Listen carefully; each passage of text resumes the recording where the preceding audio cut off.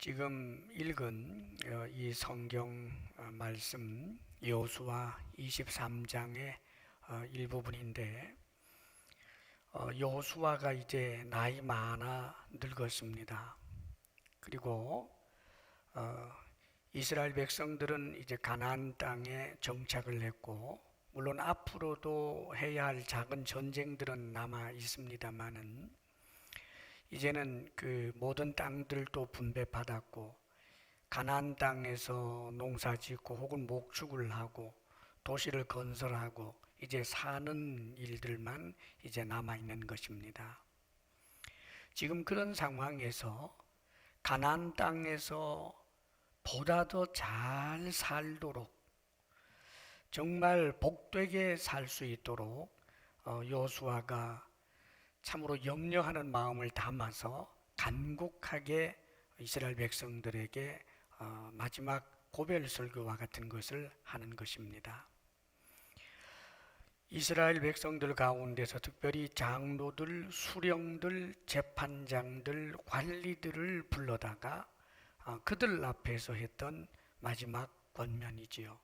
그리고 24장에 넘어가게 되면 세겜 대회라고 하는 마지막 언약 이제 큰 대회가 있게 되고, 그리고 나서 이제 여호수아가 죽게 되는데, 자, 이제 얼마 안 있으면 자신이 죽을 것을 내다보면서 자기가 사랑하는 그 이스라엘 백성들에게 이 여호수아가 전날에 모세가 그랬던 것처럼 간곡하게 권하는 말씀, 그 중심이 뭐였느냐 하면 모세의 율법 책에 기록된 것을 다 지켜 행하라. 율법을, 그 말씀을 떠나 우로나 좌로나 치우치지 말라.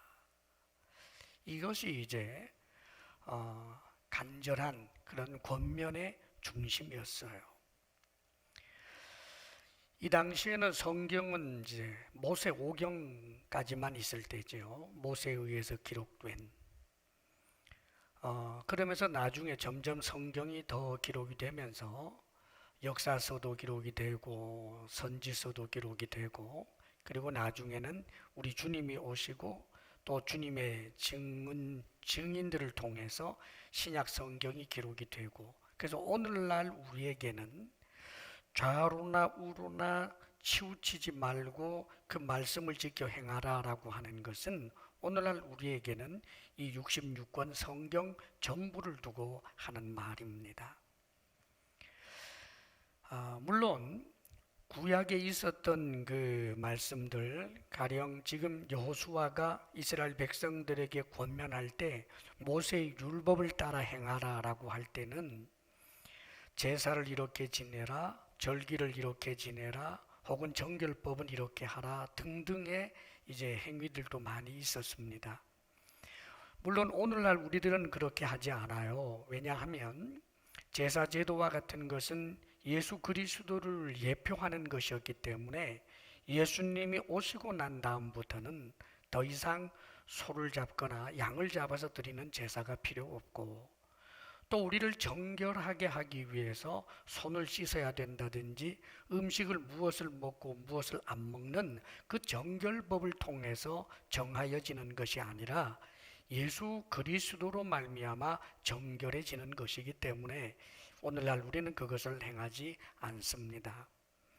자, 그렇다면 신구약을 정말 관통하면서 우리에게 주시는 이 말씀은 우리 주님이 바로 중심인 거예요.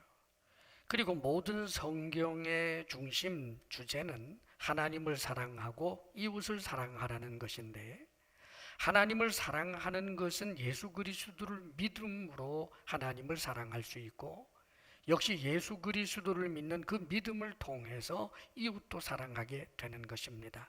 그러므로 이제 좌로나 우로나 치우치지 말라라고 하는 것은 예수 그리스도 안에 있어야 된다는 의미이기도 하고, 우리 주님께서 주신 가르침을 따라서 그 명령을 따라서 주님이 소중하게 여기는 것은 나도 소중하게 여기고, 주님께서 우리에게 버리라고 하는 것은 버리면서 그 말씀을 따라 살아야 될 것을 우리에게 지금 말씀해 주고 있는 것입니다. 자, 그런데 옛날 이스라엘 백성이나 오늘날 우리 크리스찬에게도 하나님의 말씀을 따라 산다라고 하는 것, 더더군다나 좌로나 우로나 치우치지 말라라고 할 때에는 그 늘 말씀 중심으로 살라고 하는 것인데 말씀을 벗어나지 말라는 거잖아요. 굉장히 힘든 일이지요. 오늘날 이 시대를 살고 있는 크리스찬 가운데 말씀을 따라 사는 것이 힘들지 않다고 느끼는 이는 아마 아무도 없을 거예요. 자, 그렇다면 구약의 이스라엘 백성들도 마찬가지일 텐데 왜 하나님께서는 하나님의 사람들에게 하라 하지 말라 무엇인가를 요구하는 이 하나님의 법, 하나님의 말씀을 주셨을까 하는 것입니다. 하나님의 말씀을 우리에게 주신 이유가 하나님께서 우리를 힘들게 하시기 위하여 주셨겠어요? 그럴 일은 없습니다. 하나님께서 우리에게 말씀을 주신 가장 중요한 이유는 우리를 사랑하시기 때문입니다. 하나님께서 참으로 인류에게 말씀을 주신 이유는 인류를 구원하기 위하여, 우리를 구원하기 위하여 말씀을 주신 거예요. 말씀이 없으면 소망이 없고 말씀이 없으면 소나 돼지나 우리와 하나 다를 바가 없습니다. 똑같은 미래가 되어버리고 마는 거지요. 그렇기 때문에 하나님의 이 형상을 따라 지음받은 인간에게는 하나님께서 말씀을 주셨다는 거예요. 아담과 하와를 만드시고 아담과 하와에게 하나님께서는 첫 번째로 말씀을 주셨습니다. 그 말씀을 주신 이유는 아담과 하와의 그 자유를 제한하려고 하는 것이 아닙니다. 피조물된 자가 하나님처럼 자유를 누리고 에덴 동산을 마음껏 누리고 죽음의 노예가 되지 아니하고 영생을 얻어 살 수 있도록 하기 위하여 말씀을 주신 거예요. 아담과 하와에게 하나님께서 선악을 알게 하는 나무의 실과를 먹지 말라라고 하는 것을 하나님의 심술로 이해하는 이들이 있는데 하나님의 심술이 아니고 하나님의 사랑입니다. 인간은 자기 자신을 스스로 책임질 수 있는 그런 존재가 아닙니다. 하나님의 말씀으로 살 수 있는 존재가 우리 인간이기 때문에 그렇습니다. 그러기에 하나님께서는 우리를 사랑하셔서 말씀을 주신 거지요. 그러므로 우리는 항상 우리를 부담스럽게 하는 말씀 앞에 설 때마다 그 말씀 때문에 불편해하지 않고 먼저 이 말씀을 주신 하나님의 선한 의도에 우리의 마음을 둘 줄 알아야 하는 것입니다. 어느 날 하나님께서 노아에게 말씀하시지요. 방주를 지으라고 말입니다. 얼마나 힘든 일이겠어요. 방주를 짓기 위해서 얼마나 땀을 흘려야 되겠습니까? 노아를 힘들게 하려고 하는 것이 아니라 노아를 구원하고 그 가족들을 구원하기 위하여 하나님께서 중시조로 삼기 위하여 노아에게 방주 지으라고 한 것 아니겠습니까? 하나님께서 아브라함에게 본토 친척 아비집을 떠나 내가 네게 지시할 땅으로 가라. 평안한 삶을 살고 있는 이에게 갑자기 방향도 어딘지 목표도 정하여 주지 않고 나아가라라고 하는 것은 아브라함에게 굉장히 부담이 되는 일이지만 그것이야말로 그가 복의 근원이 되고 복이 되고 하나님께서 큰 민족을 이루기 위하여 하신 일임을 우리는 잘 알고 있습니다. 이것은 오늘날 우리에게도 마찬가지입니다. 여러분들이 하나님의 말씀 앞에서 특별히 부담되는 말씀이 있습니까? 부담이 되면 될수록 그 말씀이야말로 여러분들에게 꼭 필요한 말씀이라는 것을 잊지 마십시오. 그 말씀을 주신 이유가 나를 사랑하시기 때문에 주셨기 때문입니다. 그런데 이 말씀을 따라 살기 위해서 우리가 명심해야 할 것이 있습니다. 함정에 빠지지 않아야 될 것이 있는데 아주 무서운 함정이 있어요. 그것이 뭐냐면 다른 신 혹은 우상입니다. 오늘 말씀 7절 말씀을 우리 함께 읽어볼까요? 다 같이 한번 읽어봅니다. 시작. 너희 중에 남아있는 이 민족들 중에 들어가지 말라. 그들의 신들의 이름을 부르지 말라. 그것들을 가리켜 맹세하지 말라. 또 그것을 섬겨서 그것들에게 절하지 말라. 하나님의 말씀을 따라서 우로나 좌로나 치우치지 말라라고 하면서 특별히 이방의 신들 혹은 우상, 그것을 부르지도 말고 맹세하지도 말고 섬겨서 절하지 말아라. 다른 신을 믿지 말아라. 우상 숭배하지 말아라. 이것을 아주 중요하게 강조해서 지금 말씀해 주고 있어요. 사랑하는 여러분, 하나님의 백성들이 더더군다나 지금 이 출애굽 2세대들은 광야에서 하나님의 그 역사를 많이 경험하면서 살아온 세대예요. 이들이 우상 숭배할 이유가 없을 것 같은데, 그런데 우상 숭배하거나 다른 신을 위하지 말라라고 이야기를 한단 말이지요. 하나님의 백성들도 여러분 우상 숭배에 빠질 수 있고 다른 신을 섬기게 될 수가 있습니다. 사실 이 출애굽 2세대들이 지금 여호수아가 이 말씀을 권할 때 뼈아픈 실패의 경험이 있기 때문에 그렇습니다. 정말 놀라울 정도의 이 대단히 훈련된 출애굽 2세대가 가나안 땅을 건너오기 전에 이 요단 동편 쪽이죠. 시딤이라고 하는 곳에서 어떤 일이 있었느냐 하면, 이 민수기 25장에 보게 되면 이런 기록이 있어요. 이스라엘이 시딤에 머물러 있더니 그 백성이 모압 여인들과 음행하기를 시작하니라. 이스라엘 백성들이 모압 여인들과 음행하기를 시작했대요. 이것은 시딤에 머물러 있을 때 자연스럽게 그 시딤에 있는 모압 여인들과 교제를 하게 되는데, 광야 생활하면서 전혀 경험해 보지 못했던 경험을 이스라엘 광야 세대의 젊은이들이 하게 되는 거예요.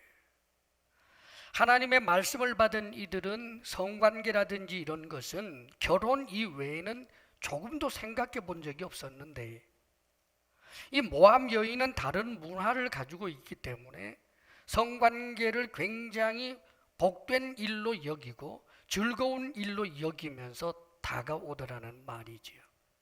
그래서 이스라엘의 많은 젊은이들이 이 모압 여인들의 매력에 빠지고, 그리고 적극적인 그런 성적인 관계를 통해 가지고 여지없이 음행하게 되었습니다.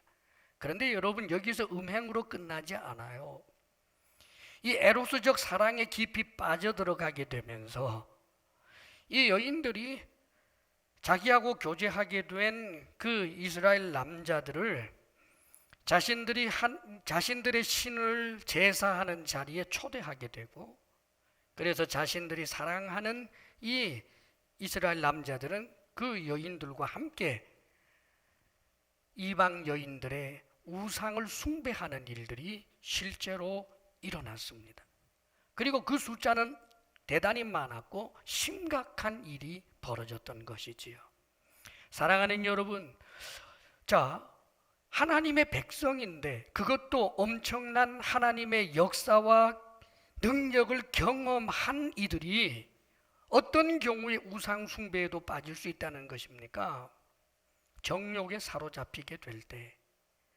그러면은 그 정욕에 사로잡혀서 육신의 욕구가 하자는 대로 따라하게 되는 그때에 그 길이 사실상 우상 숭배의 길이라고 하는 것을 성경은 가르쳐 주는 거예요.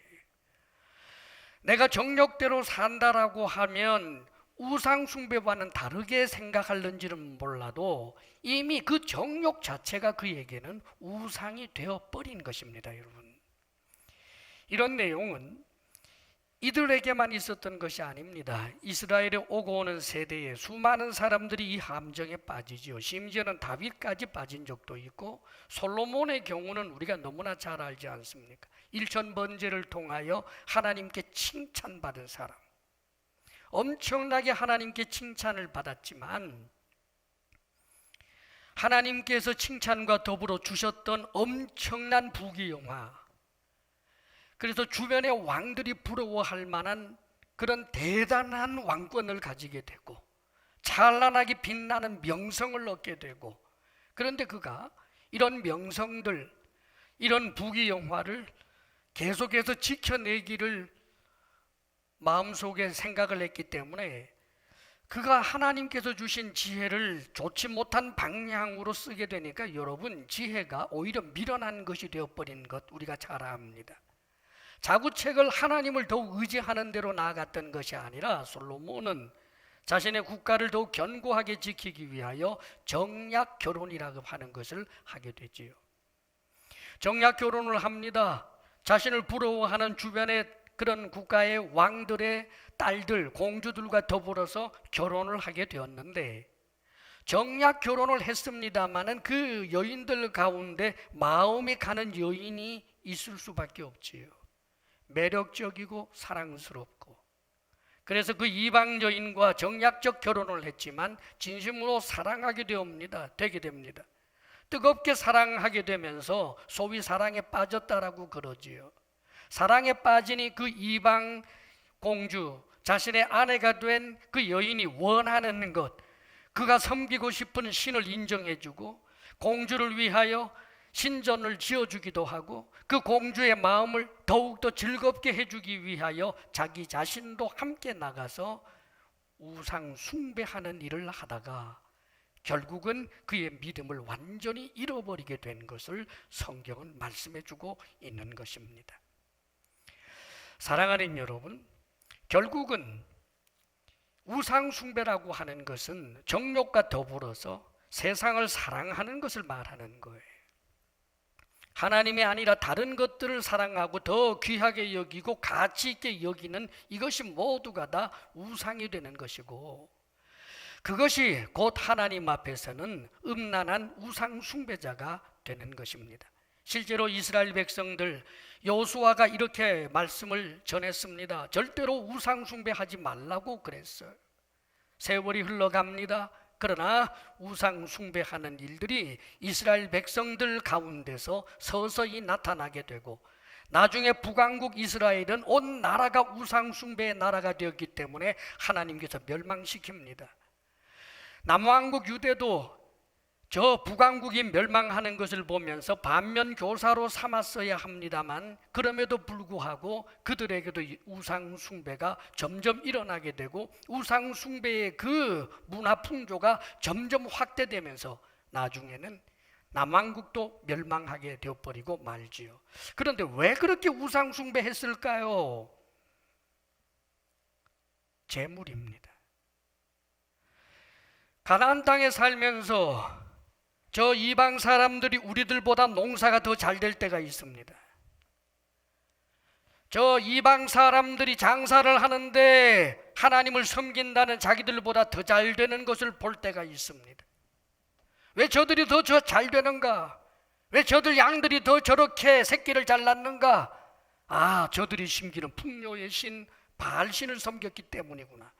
그래서 그들은 좀 더 부귀를 누리기 위해서, 양이 좀 더 새끼를 많이 낳도록 하기 위해서, 소출이 좀 더 많아지도록 하기 위해서, 그래서 우상 숭배까지 하게 된 것입니다. 처음에는 하나님을 떠난 것 아닙니다. 하나님도 섬기면서, 그러면서 우상도 섬기는 거예요. 하나님 도와주십시오 라고 기도하면서 우상에게도 도와주십시오 라고 기도하는 것입니다. 이렇게 혼합주의로 흘러간 그것은 신앙이 아닙니다. 사랑하는 여러분, 하나님도 섬기고 세상도 섬기는 것은 세상을 섬기는 것으로 하나님이 간주하지 다른 이름으로 불러주지 않는 것입니다. 사랑하는 여러분, 그렇기 때문에 우리가 주의해야 할 것은 이 세상을 살아가면서 하나님의 말씀을 벗어나게 되는 중요한 이유가 결국은 우상 숭배인데, 그것은 정욕과 이 세상을 사랑하는 것이기 때문이라는 사실을 절대로 잊어서는 안 되는 것입니다. 성경에 데마라고 하는 사람이 나와요. 바울의 동역자였습니다. 골로새서 4장 14절에 보면 골로새 이 교회에다가 편지를 보내면서 사랑을 받는 의사 누가와 또 데마가 너희에게 문안하느니라.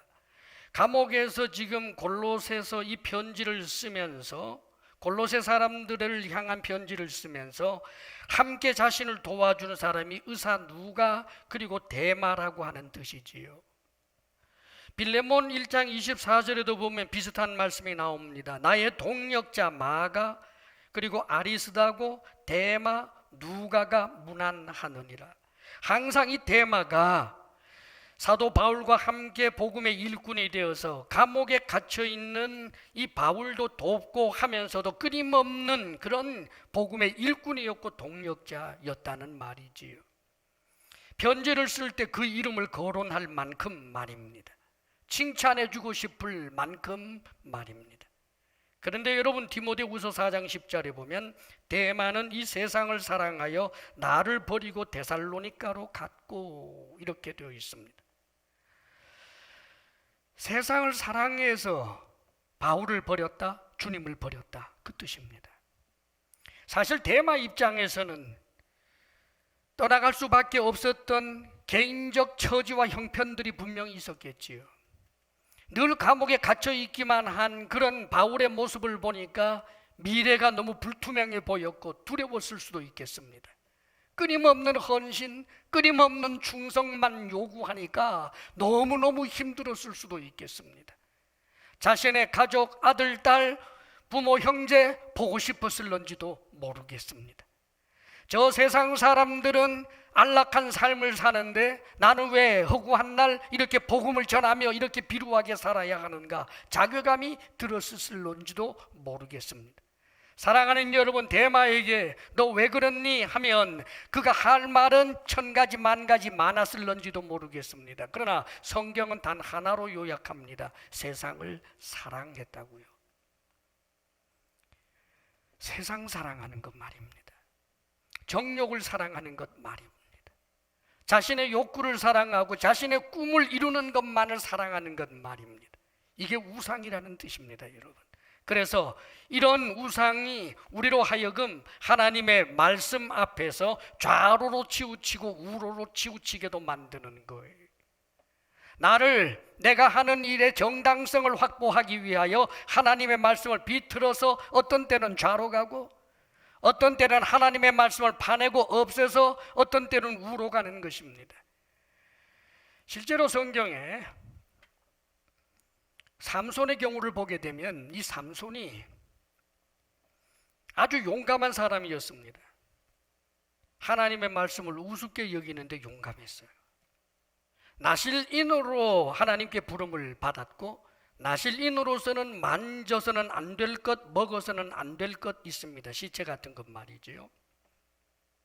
자, 그런데 삼손은 사자를 찢어 죽이고 그 사자의 죽음에 놀랍게도 거기 꿀이 들어서 엄청난 그런 이제 꿀이 거기 가득하게 되니까 조금도 주저없이 사자의 죽음에 있었던 그 꿀을 먹고 그 꿀을 자기 부모님에게도 갖다 주는 일을 합니다. 다시 말하면 조금도 고민하지 않았다는 말이에요. 먹고 싶으면 먹으면 되지 먹지 말라고 한다고 안 먹냐? 용감하지요. 삼손입니다. 하나님의 말씀을 이렇게 어기는 것에 대해서 용감한 그가 결국은 어떤 짓을 합니까? 끊임없이 그의 정욕이 요구하는 대로, 그래서 여인들과 그저 접촉만 하면 성적인 문란한 행위를 하고 있던 이 삼손이 나중에 심각한 사랑에 빠집니다. 들릴라라고 한 여자 말입니다. 그 사랑 심각했습니다, 여러분. 뜨거웠습니다. 그 여인을 위해서라면 모든 걸 주고 싶었습니다. 그래서 결국은 하나님과 자신만이 간직해야 할 그 비밀을 말하고 두 눈 뽑히고 비참하게 되는 것 우리는 성경에서 봅니다. 하나님이 그를 버리지 아니하셨기 때문에 부끄러운 구원은 얻었지만 우리가 닮아야 할 길은 결코 아닙니다. 하나님의 말씀을 우습게 여기는 이 용감함은 우리를 비참하게 만드는 용감입니다. 하나님의 말씀은 작은 것 하나에 대해서도 두려워 떨 줄 아는 마음을 가지고 하나님의 말씀을 붙들고 세상을 대항하고 세상을 향하여 맞서 싸울 때 용감한 것, 그것이 진정으로 하나님의 사람인 것입니다. 그러기에 오늘 성경은 하나님의 사람이 어떻게 해야 될지를 말씀해 주고 있습니다. 하나님을 가까이 하라, 여호와께 가까이 하기를 오늘까지 행한 것 같이 하라. 그렇지요. 지금 이스라엘 백성들은 용감한 하나님의 사람들이었습니다. 하나님을 가까이 하는 사람들이었어요. 그래서 하나님을 가까이 하는 이들은 강대한 나라들을 무찌를 수 있었고, 또 한 사람이 1000명을 쫓아낼 만큼 하나님의 도우심을 입을 수 있는 사람이었습니다. 하나님을 가까이 하고 하나님을 사랑하는 사람은 그 자체가 능력인 것입니다. 여러분, 사랑하는 여러분, 기억하십시오. 하나님의 말씀을 귀하게 여기고 하나님의 말씀을 붙들고 살고 하나님을 가까이 하고 하나님을 사랑하면 그가 이 세상을 늘 이길 수 있는 진정한 용사가 될 수 있는 것입니다.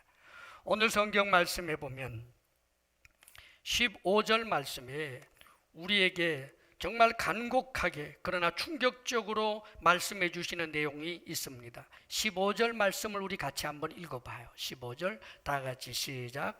너희의 하나님 여호와께서 너희에게 말씀하신 모든 선한 말씀이 너희에게 임한 것 같이 여호와께서 모든 불길한 말씀도 너희에게 임하게 하사 너희의 하나님 여호와께서 너희에게 주신 이 아름다운 땅에서 너희를 멸절하기까지 하실 것이라.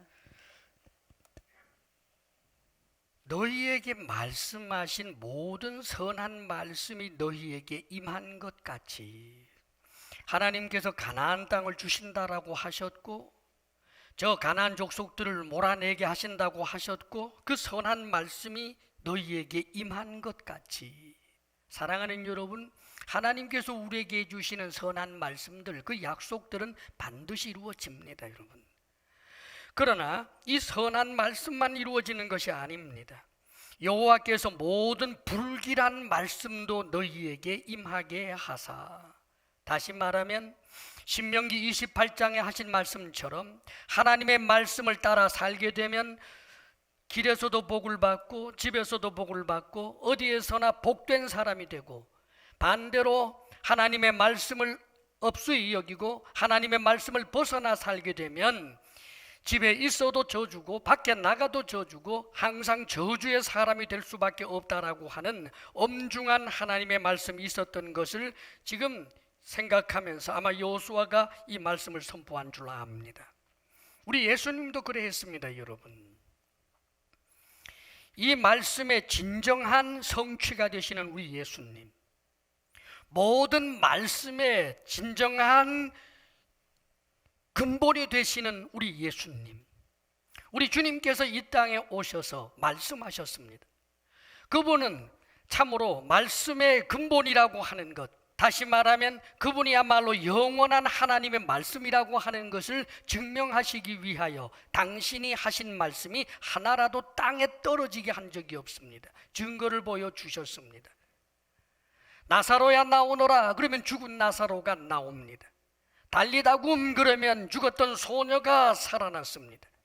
풍랑치는 바다를 향해서 바람을 향하여 바람아 멈추어라, 바다야 잔잔하라 라고 하면 주님의 말씀대로 모든 풍랑이 멈추어 버렸습니다. 안전뱅이를 향하여 일어나라라고 하면 일어날 수 있었고, 중풍병 환자를 향하여 그 거적대기를 가지고 나가라라고 하면 들고 나갈 수 있게 할 수 있었습니다. 왜 그렇게 했을까요? 당신이 하는 그 말씀의 능력을 이야기한 것입니다.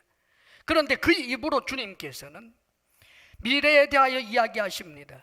하나님의 심판을 이야기하고 예수 그리스도를 믿는 사람, 인자이신 당신을 믿는 사람들만이 구원을 얻게 된다라고 하는 말씀을 하십니다. 선한 말씀도 하셨고 불길한 말씀도 하셨습니다. 예수 그리스도를 믿으면 하나님의 자녀가 되고 하나님의 보좌 우편에 함께 앉게 되고 영생을 얻게 되고 참으로 이 세상의 부귀영화와는 비교할 수 없는 하늘의 영광을 얻게 될 것에 대하여 우리 주님께서는 분명히 말씀해 주셨습니다. 동시에 주님의 말씀을 믿지 아니하고 말씀을 따라 살지 아니하게 될 때 하나님의 심판대 앞에 서게 되는데, 당신이 그때는 심판주로 오게 될 것에 대해서도 명백하게 말씀하셨습니다. 그렇기 때문에 성경 누가복음 10장에 보면 우리 예수님께서 절규하듯이 그렇게 참으로 애통하는 그런 모습을 보이면서 부르짖는 말씀이 나옵니다. 화 있을진저 고라시나, 화 있을진저 벳세다야. 이 고라신 벳세다는 주님께서 특별히 그 고을 주변을 돌아다니면서 수많은 기적을 일으키기도 하시고 뿐만 아니라 하나님의 말씀을 전했던 곳이기도 합니다. 그런데 이들은 우리 주님의 말씀을 받아들이지 않았습니다. 너희에게 행한 모든 권능을 두로와 시돈에서 행하였더라면 그들이 벌써 베옷을 입고 제에 앉아 회개하였으리라. 두로와 시돈 이방 지역입니다. 버림받은 지역. 그런데 두로와 시돈에서 차라리 권능을 행하고 하나님의 말씀을 전했더라면 저들은 회개했을 것이다 라고 이야기하는 것입니다. 그러면서 주님께서 이렇게 경고하십니다. 심판 때에 두로와 시돈이 너희보다 견디기 쉬우리라. 반드시 심판이 있게 된다는 것입니다. 나를 비웃고 나를 조롱하느냐, 내가 심판주로 임하게 되는 것을 너희들이 보게 될 것이다. 여기에 대하여 말씀하는 것입니다. 주님의 단순한 저주가 아닙니다. 안타까움입니다. 회개하기를 원하는 것입니다. 예수 그리스도를 주로 믿고 주님을 의지하며 그 말씀을 따라 살기를 원하는 것입니다. 그리하여 주님께서 준비해 놓으신 그 좋은 것을 받아 누리며 살게 되기를 주님은 원하셨던 것입니다. 마태복음 11장에서도 가버나움아, 네가 하늘에까지 높아지겠느냐, 음부에까지 낮아지리라. 그렇습니다. 가버나움은 문화의 도시라고 자칭 그렇게 우쭐하는 그런 도시였습니다. 많이 배웠다고 생각하는 사람들이 가득했습니다. 이들은 높아지고 교만해서 우리 주님의 말씀에 귀 기울이지 않았습니다. 너에게 행한 모든 권능을 소돔과 고모라에 행하였더라면 그 성이 오늘까지 있었을 것이다. 소돔과 고모라 성, 얼마나 악한 성입니까? 그런데 거기에다 우리 주님께서 권능을 행하고 하나님의 말씀을 전했다라면 그 성이 망하지 않았을 것이라는 이야기를 하고 있는 것입니다. 심판날에 소돔과 고모라 땅이 너보다 견디기 쉬우리라. 사랑하는 여러분, 신앙생활을 한다라고 하는 것은 종교적 멋을 부리는 게 아닙니다. 내 삶에 좀 더 의미 있고 가치 있는 어떤 하나가 더 있도록 하기를 위한 것이 아닙니다.